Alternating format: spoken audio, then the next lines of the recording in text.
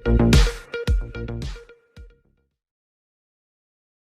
बिस्मिल्लाहिर्रहमानिर्रहीम। जी मैं शाहिद मोहम्मद भट्ट जी XMP डस्का से हूँ और इनकी मेहरबानी है सफ़िया अब्बा की, इन्होंने मुझे कॉल किया कि इधर आएँ आप इस तकरीब में।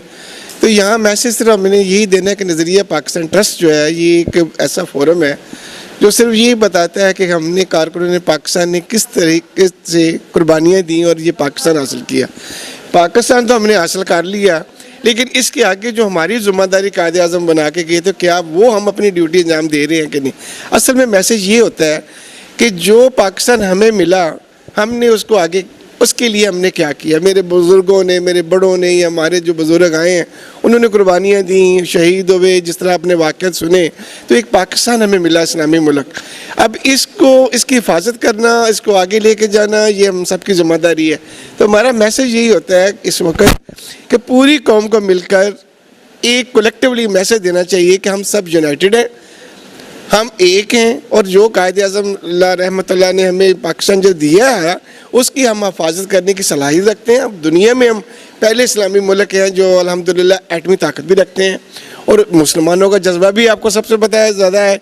तो ये तहरीक जो हमारे ट्रस्ट के कारकुनों का यहाँ बुलाना, ये एक साल में एक मोटिवेशन होती है लोगों को, स्टूडेंट्स को, बड़ों को, जो जिन्होंने कुर्बानियाँ दी उनके फैमिलीज़ को बुलाते हैं। तो हम इनका शुक्रिया अदा करते हैं। यंग नौजवानों को क्या पैगाम दे रहे हैं? उनके सर लिए यही है सर मैसेज है कि वो काश अपने बुज़ुर्गों से पूछें। वो स्टोरियाँ पढ़ी तो उन्होंने हैं तारीख़ में, लेकिन अपने बुज़ुर्गों से पूछें कि उन्होंने क्या कुर्बानियाँ दी हैं इस पाकिस्तान के लिए। अब उनकी रिस्पॉन्सिबिलिटी ये है कि जो पाकिस्तान उनको बग़ैर तकलीफ़ के मिल गया, अब वो क्या इसमें कंट्रीब्यूट कर रहे हैं। वो एजुकेशन सही लें, उसको डिलीवर करें, जो उनकी रिस्पॉन्सिबिलिटी है सच बोलें, ईमानदारी से काम करें।